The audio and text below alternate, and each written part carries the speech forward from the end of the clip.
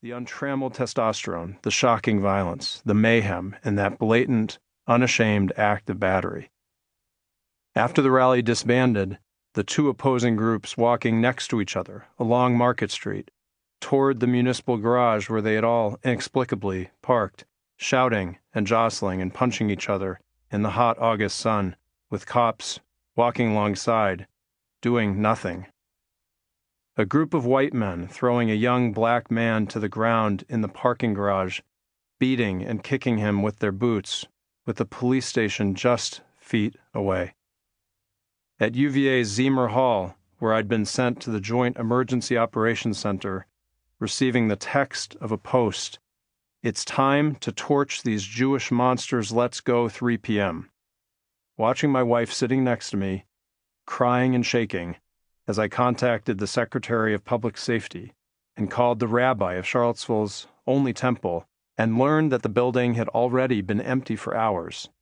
The Holocaust-era scrolls had been removed as well. A little while later, hearing a scream from the control room, rushing in to hear these words: "There's been a car crash."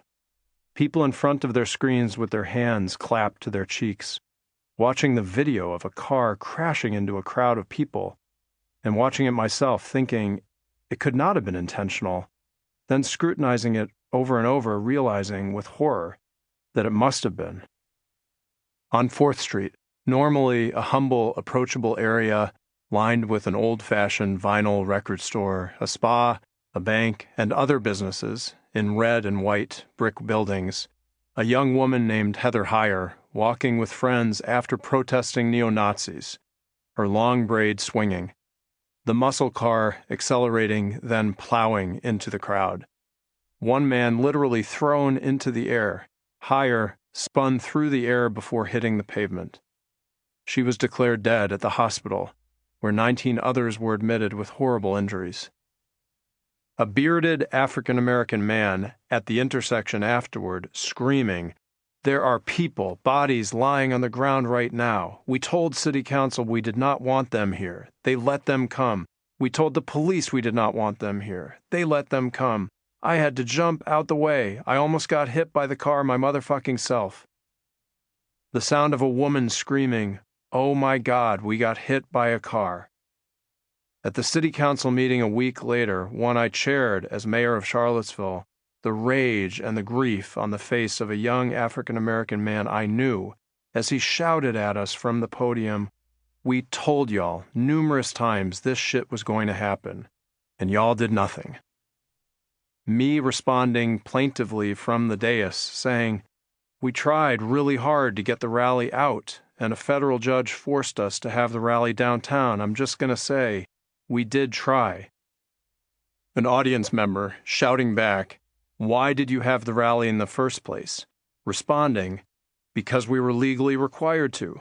My acquaintance shouting back from the podium, "This is what we want. We want Mike Signer, Counselor Kathy Galvin, Chief of Police Al Thomas, gone. We want leaders in this community who will actually protect us." During that same meeting, dozens of people standing and chanting, "Signer must go." I had to watch the video to remember the events. I'd blocked them out. They were that painful. They were that extreme. What lingers with me the most, as I sift through these scenes and hundreds of others, is a feeling, as I walk the downtown mall, of cold.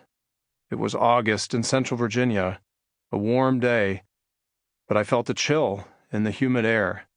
I felt it everywhere as the satellite trucks moved in, as the first white nationalists roamed the city with their tattoos and their aggression, and as the anti-fascists edgily wove through the streets.